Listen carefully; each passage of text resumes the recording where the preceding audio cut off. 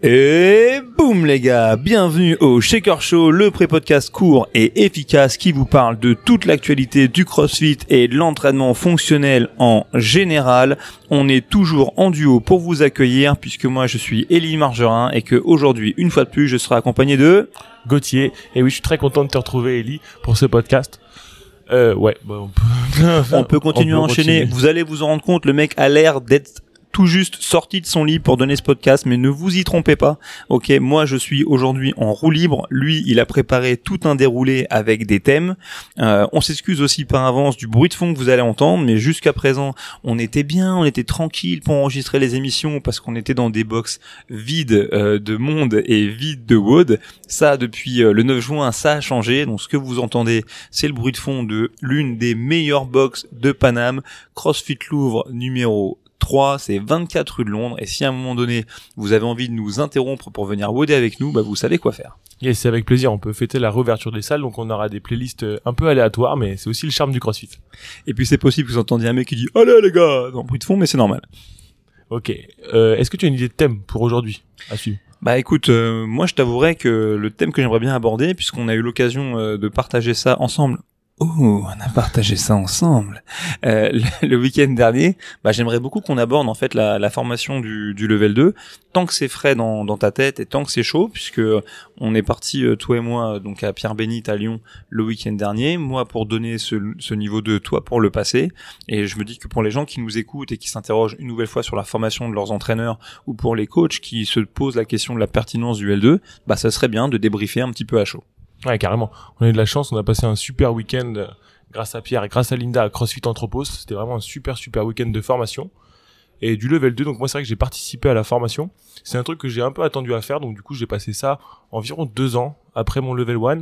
Et la première question c'est, à qui ce serait réservé du coup de passer le level 2 ? Bah, je dirais qu'en vérité, le level 2, c'est déjà réservé à tous les détenteurs du certificat de niveau 1, c'est la première chose. Et qu'il y a beaucoup de gens qui se demandent quel est le temps minimum qu'il faut accumuler entre le passage du niveau 1 et du niveau 2. Bon, bah, il n'y a pas de réponse parfaite à ça, en vérité. Point numéro 1, bah, moi, je suis pas toujours près de mes sous. Si, je suis un peu près de mes sous. Mais, comprenez que le L1, il a 5 ans de validité. Donc, il n'y a rien qui presse pour passer votre niveau 2 et vous faire vos premières armes dans le coaching.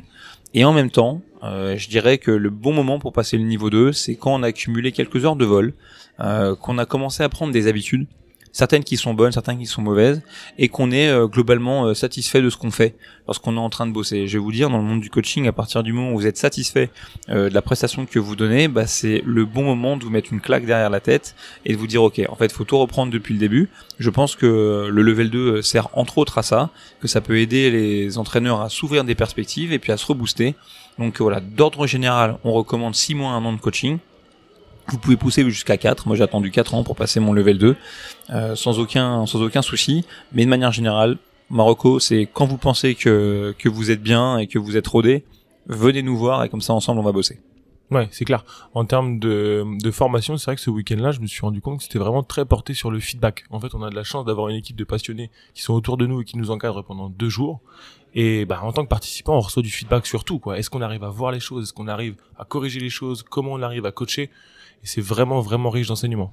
Mais le feedback, de toute façon, c'est ce qui est au centre de tout type de progression, peu importe ce que tu vas exercer comme métier, ou même des fois dans d'autres aspects de ta vie. Enfin, je veux dire, on dit toujours que les meilleurs amis sont ceux qui te disent ce que t'as pas envie d'entendre.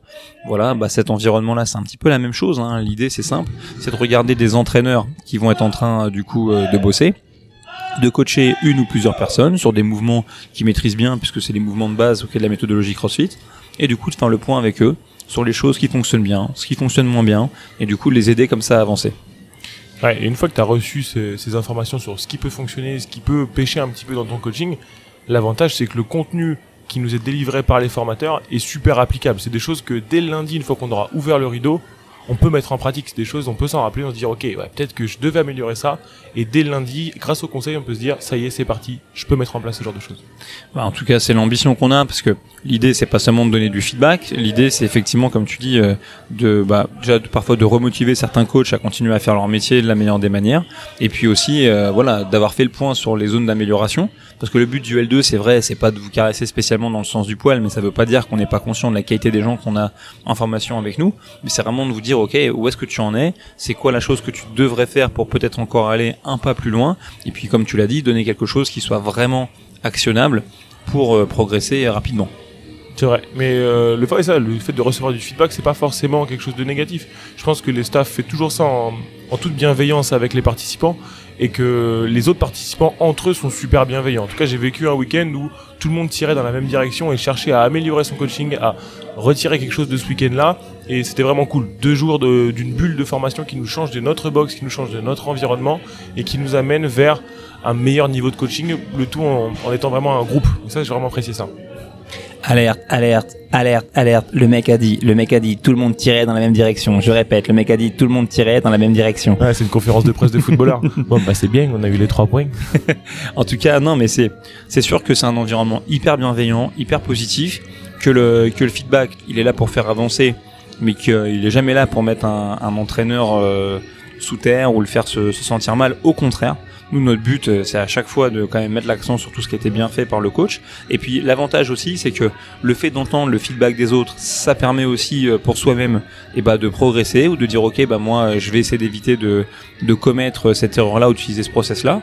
Et puis, le dernier point aussi qui est important, il faut quand même le dire, c'est que même nous, en tant que formateurs sur les level 2, on part jamais de là sans avoir appris quelque chose, sans avoir trouvé quelque chose de pertinent, sans nous remettre aussi en question nous-mêmes par rapport aussi à notre faculté à trouver les feedbacks les plus pertinents, ou juste parfois à se dire ah ouais non mais là ce que vient de faire l'entraîneur là ou le stagiaire sur cette rotation, c'était hyper smart, peut-être même que c'est un truc que moi je devrais incorporer, parce qu'en fait nous-mêmes au sein du séminaire staff et puis moi dans ma vie d'entraîneur en général, j'ai toujours vécu avec du débrief, avec du feedback et avec des choses à actionner pour être meilleur sur ma prochaine itération d'un séminaire ou d'un cours. Et c'est vrai qu'en plus, le gros point positif de cette formation, du coup, ça va être c'est adapté au niveau de coaching. Enfin, quand on est, c'est un peu comme la progression d'un mouvement, en fait. J'ai l'impression qu'on y va couche par couche dans ce séminaire et qu'on s'adapte en fonction vraiment du niveau de coaching de la personne qu'on a en face de nous. Donc tout le monde va retirer l'information et va pouvoir s'en servir puisqu'elle sera adaptée à son niveau actuel de coaching. C'est ça que j'ai trouvé vraiment cool. Si tu prends l'exemple de ce séminaire, tu vois par exemple on avait Élise pour pas la nommer, qui est essentiellement une athlète d'une boxe et qui s'est décidée en fait à passer le L1, puis là à passer le level 2 et qui a pas réellement d'expérience de coaching. Mais néanmoins, cette personne-là, si elle aime la matière, on peut l'amener à travailler avec des drills, avec du coaching. Et c'est très souvent d'ailleurs les grands débutants sont souvent ceux qui finalement, lorsqu'il s'agit de se mettre en situation, donnent proportionnellement à leur expérience les meilleures prestations, pour une raison simple, c'est qu'en fait ils n'ont pas besoin de décoder des mauvaises habitudes ou des choses qui manquent un peu de pertinence. Au contraire, c'est des bons apprenants. Donc ils sont là, ils écoutent ce qu'on dit. Et très souvent, ils captent l'information, ils retranscrivent. J'avais parlé dans le dernier podcast de Lorena, qui est en train d'ouvrir CrossFit Dinard. Voilà, c'est la même chose. C'est quelqu'un qui coachait peu, qui est venu, qui avait un autre background. Elle est arrivée, elle a pris l'information et ensuite elle a été capable de la retranscrire. Donc non, vraiment, croyez pas que votre niveau de coaching soit un frein. Si peut-être même vous êtes juste le owner d'une box et vous coachez pas et vous êtes au stade où vous posez la question de savoir qu'est-ce que je fais, est-ce que je renouvelle le L1 ou est-ce que je passe le L2, franchement venez. C'est peut-être le truc qui va vous faire aimer le coaching et qui va vous rendre compte que peut-être contrairement à ce que vous pensez, ça sert à rien d'attendre d'être Rich Froning ou Greg Glassman pour commencer à coacher. Voilà, le tout c'est d'y prendre du plaisir et on y va. Et en plus, le gros avantage, c'est que même si on n'est pas coach, du coup, tu parlais d'un owner qui aurait envie de passer le L2 puisqu'il a son L1 qui est arrivé à terme, on sent vraiment une continuité dans les lectures entre le L2 et entre le L1. Par exemple, quand on reprend l'alimentation, c'est pas une surprise, hein, on a le contenu qui est disponible en ligne sur le guide de level 2. On sent vraiment une continuité entre ce qu'on a pu voir au level 1 et qu'on va un tout petit peu plus loin sur le level 2 et qu'on commence à avoir une approche un peu plus pratique de certaines choses. C'est sûr, il y a 3 thèmes en fait qu'on creuse beaucoup plus dans le level 2 par rapport au level 1. Il y a la fameuse lecture sur les thèmes communs. Okay, où là cette fois-ci on vient un peu plus en détail creuser ce qu'on aborde simplement de manière très rapide dans le guide d'entraînement du niveau 1. Et ça c'est top cette lecture parce que celui qui comprend les thèmes communs du mouvement fonctionnel est capable de décrypter finalement quasiment n'importe quel mouvement et de comprendre ce qui en fait un mouvement bien exécuté ou moins bien exécuté. Ensuite le deuxième sujet, comme tu l'as évoqué, c'est l'alimentation, où là cette fois-ci on se pose notamment la question de comment impacter sur un changement pour obtenir des changements long terme nos athlètes et qu'est-ce qu'on peut faire de manière concrète dans nos box. Ça doit être une conversation avec les stagiaires qui doivent être dans le partage d'expérience avec nous pour nous dire ce qu'ils ont essayé. Et puis le dernier point, c'est quand même la programmation, Ce qu'on évoque succinctement, plan de cours, programmation dans le niveau 1, là cette fois-ci on va un peu plus en détail, pareil sur des choses un peu plus interactives avec de la participation de la part des stagiaires, parce que le positionnement aussi qu'on a en tant que formateur change. Dans le L1, je le répète souvent, c'est un schéma très descendant. On vous dit entre guillemets quoi regarder, quoi penser, quoi voir, etc. pour vous assimiler la méthode. Par contre dans le level 2, c'est avantage c'est de l'échange. Donc celui qui a un truc à dire, qui lève la main et qui envoie la sauce. Oui, ça c'est vrai les gars, ne vous trompez pas, entre le level 1 et le level 2, le gros gap il se fait dans la participation. Moi en tant que participant du level 2 ce week-end, prenez des t-shirts de rechange. Vous allez faire des mode clean, vous allez faire des sumo deadlift high pull, et si vous pensez que vous êtes tiré et que c'était un tout petit peu difficile au level 1 quand vous avez participé au squat thérapie, si vous avez la chance de faire l'exemple du squat thérapie, c'est rien par rapport à tout ce qui va vous attendre, le nombre de sumo deadlift high pull que vous allez faire, le nombre de fois où on vous demandez de pousser les genoux vers l'extérieur, là ça va vraiment être quelque chose. Ouais, en plus il faut jouer le jeu. Donc c'est marrant, en général quand on fait un level 2, il y a toujours un entraîneur au début sur la première rotation qui va se croire obligé de faire des fausses erreurs. Tu vois, qui mime, il arrondit le dos, il met les genoux à l'intérieur. Ouais, je suis pas senti là dans ce cas-là, moi je les ai faites naturellement. Voilà, mais on lui dit toujours, c'est sympa de ta part, mais tu sais quoi, bouge le mieux que tu peux et t'inquiète, on va trouver quand même. Ouais, tous égaux à ce niveau-là. Ah ouais, c'est clair, sur les démos, c'est toujours beaucoup de travail. Mais c'est vrai qu'on participe énormément en fait. Et ce qui est cool en tant que participant, qui vivait pour la première fois l'expérience du level 2, le planning du week-end est fait pour que il n'y ait pas de temps mort. Les moments où vous avez du jus, vous êtes prêt à pouvoir écouter et à recevoir une information, c'est au bon moment. Et les moments où vous allez vous dire, je vais pouvoir me mettre sur une chaise, prendre un bon café, écouter un mec parler, c'est, allez les gars, debout, c'est parti, on va pratiquer. Et là, vous êtes pris dans le vif. C'est ça qui est cool. Ouais, et puis en termes d'ambiance, par rapport au L1 où c'est quand même une machine très très bien huilée, où vous avez un examen écrit à la fin, donc on doit être très timé, on doit être s'assurer qu'on vous passe toute l'information de manière millimétrée. Cette fois-ci, le niveau 2, bon, c'est toujours quelque chose d'organisé en termes de temps et en termes de contenu, mais l'ambiance est un peu plus chill. Ok, on peut se poser parfois sur des medballs, parfois sur le sol, mais il y a de la vraie conversation avec les entraîneurs, on passe beaucoup de temps à observer les mecs en train de bosser, c'est beaucoup plus interactif, les groupes de travail sont aussi plus petits, en général on va tourner à 7-8 participants pour un entraîneur dans les parties un peu pratiques, et voilà, et ça change beaucoup de choses. Et pour moi, c'est un environnement qui est très riche et qui peut aider beaucoup de teneurs de salle qui sont un petit peu isolés dans leur pratique au quotidien, à connecter avec d'autres, à se rendre compte que leurs défis à eux, c'est les défis aussi d'autres traîneurs dans d'autres box. Et je pense que ça met un bon coup de boost. Ouais, et puis l'ambiance de la formation fait que les gens ont plus de facilité à se libérer et à poser la question. Et on a la chance d'avoir 3 personnes souvent sur ces séminaires-là qui sont des experts souvent de la méthodologie et qui peuvent répondre à ces questions-là, qui ont été y confrontés soit eux-mêmes ou qui ont cherché à y répondre par l'expérience de d'autres participants. Donc je pense pas qu'il y ait de questions bêtes et on peut vraiment ressortir avec un énorme panel d'astuces, de choses en plus sur ce séminaire. Là, j'ose pas laisser trop de silence, tu vois, parce que je me dis, il y a que des sons et des copyrights qui passent derrière nous depuis le début de ce podcast. En plus, une espèce de bande originale des années 1990. Ah non, qu'est-ce que c'est que ça? C'est The Offspring. Alors, dis-moi, sinon, toi, qu'est-ce que quel est le moment peut-être que toi t'as préféré pendant ton level 2 en tant que participant? Dis-moi, Gauthier. J'ai bien aimé le petit frisson de passer tout seul un moment sur le teaching de groupe ou le teaching seul. C'est vrai que c'est un moment qui est cool parce qu'on se confronte vraiment on sort de notre zone de confort. En tant qu'adhérent, en tant que pratiquant de CrossFit, on sort souvent de notre zone de confort sur des WOD. Là, on sort de notre zone de confort en coaching. Et ça, c'est quelque chose qui est vraiment cool. Parfait.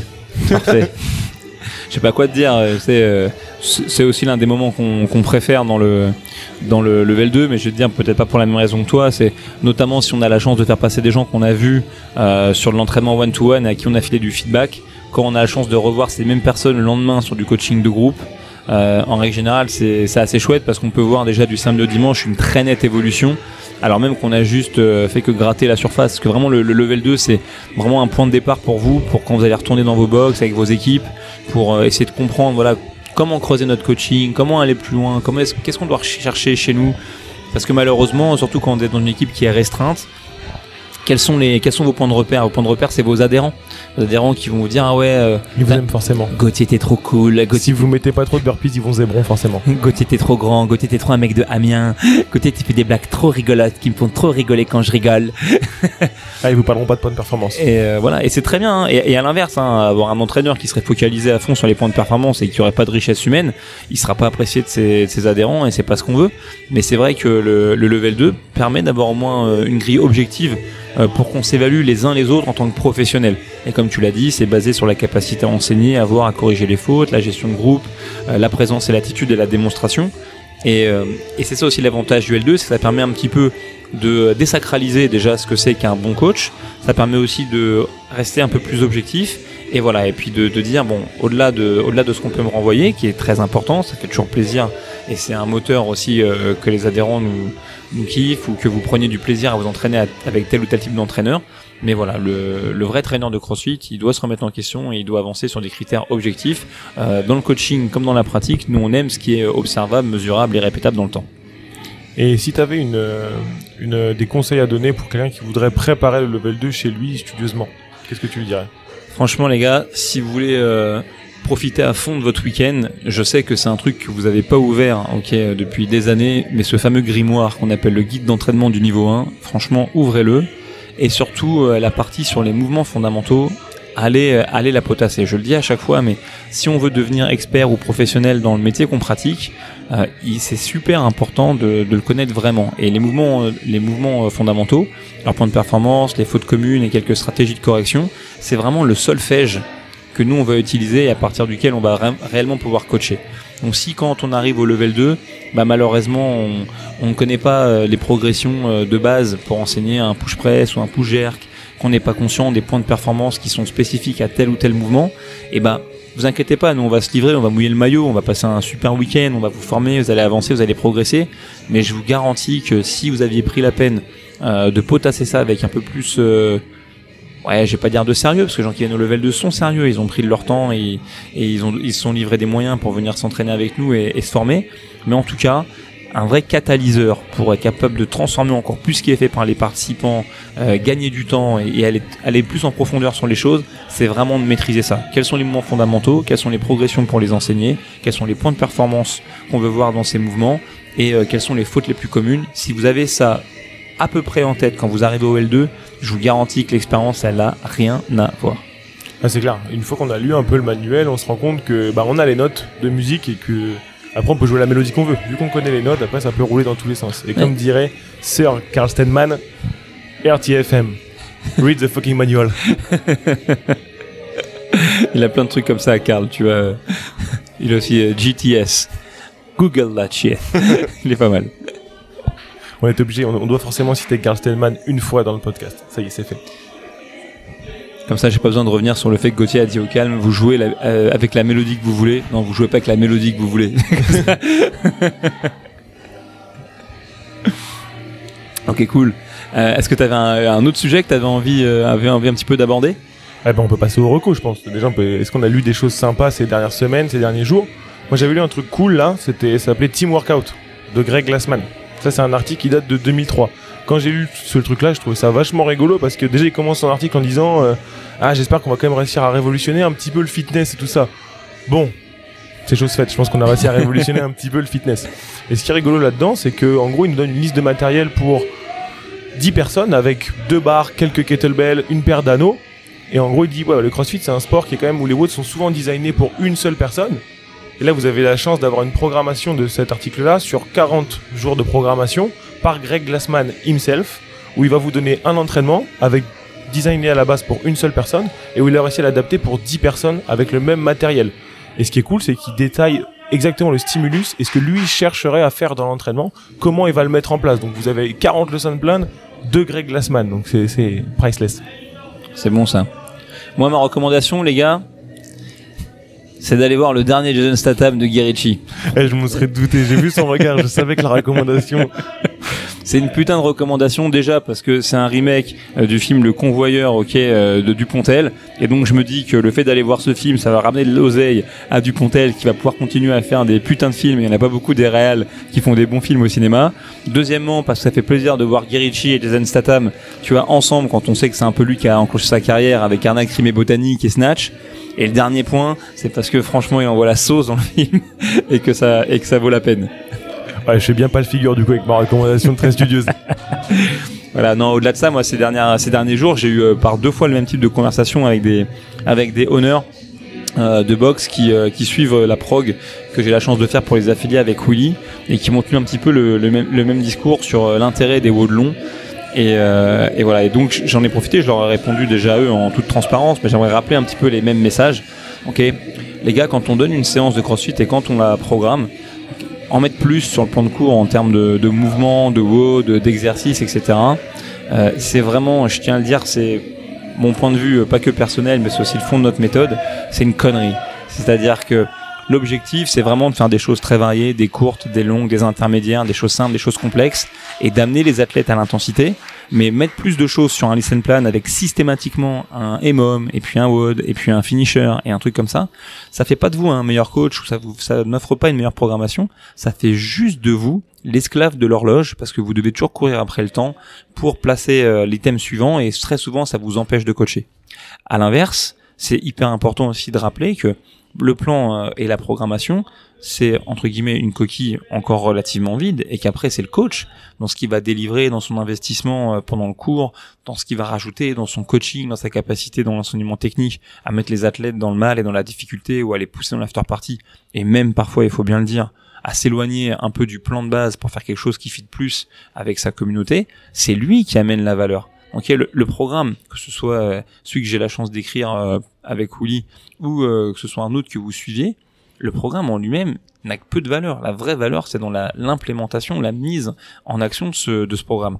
Donc, tout ça pour dire, quand vous programmez pour votre box, les adhérents, une nouvelle fois, c'est comme le reste. Ils peuvent vous faire des retours, il faut les respecter. Mais néanmoins, c'est la même chose. Qu'est-ce qu'une bonne programmation? Est-ce que c'est une programmation dans laquelle on fait que des WOD de 20 minutes, avec des mouvements que les adhérents aiment? Malheureusement, je suis pas sûr. La bonne programmation, c'est la programmation dans laquelle vos adhérents y progressent, dans laquelle vous leur faites de la transmission de connaissances, dans laquelle c'est vrai, ils s'éclatent, et ça c'est un truc qui est hyper important, et il faut aussi ajuster pour que ça se produise, et c'est vers ça qu'il faut tendre. Après qu'elle soit écrite par l'un, par l'autre, ça n'a aucune espèce d'importance, mais dans tous les cas, ça peut pas nous dédouaner, nous, de l'importance du coaching. Ok, c'est ça qui compte. Moi, j'ai eu la chance de travailler au cours de ma petite vie dans le CrossFit avec des très grands coachs. Je vous garantis, vous leur mettez n'importe quel WOD au tableau qui soit un WOD de CrossFit et vous allez passer une super séance. Hier, je me suis entraîné avec un WOD moi-même. Quand je l'ai lu, je me suis dit mais qu'est-ce que c'est que ça? Et je me suis éclaté. Spécial dédicace pour toi, David Le Nouvel. Et je me suis vraiment éclaté. Donc une nouvelle fois, il faut accepter les retours. Ça, c'est pour moi, pour faire avancer mon travail. Mais vraiment, il faut se recentrer. La programmation, c'est bien. Le coaching, c'est mieux. Et c'est toujours un super rappel. On va finir là-dessus. Merci beaucoup, Eli. Écoute, c'est un très très grand plaisir, mon petit Gauthier. Ça m'a fait plaisir de te retrouver. En direct du stadium. Merci beaucoup, Eli. On se revoit bientôt. On se revoit très très bientôt. N'hésitez pas, si vous avez des thèmes que vous avez envie qu'on aborde, faites-le. Si vous voulez qu'on invite certains athlètes, certains coachs à qui vous avez envie de parler, dites-le nous aussi. Voilà, on fera que des choses en direct, ok, pour préserver une qualité de son à peu près potable, même si là, entre le sèche-main, le rock et la playlist des 70, je sais pas ce que ça va donner, mais en tout cas, voilà, on vous dit que ça nous fait très très plaisir. Merci pour les retours et à tout bientôt. Ciao les gars, merci beaucoup.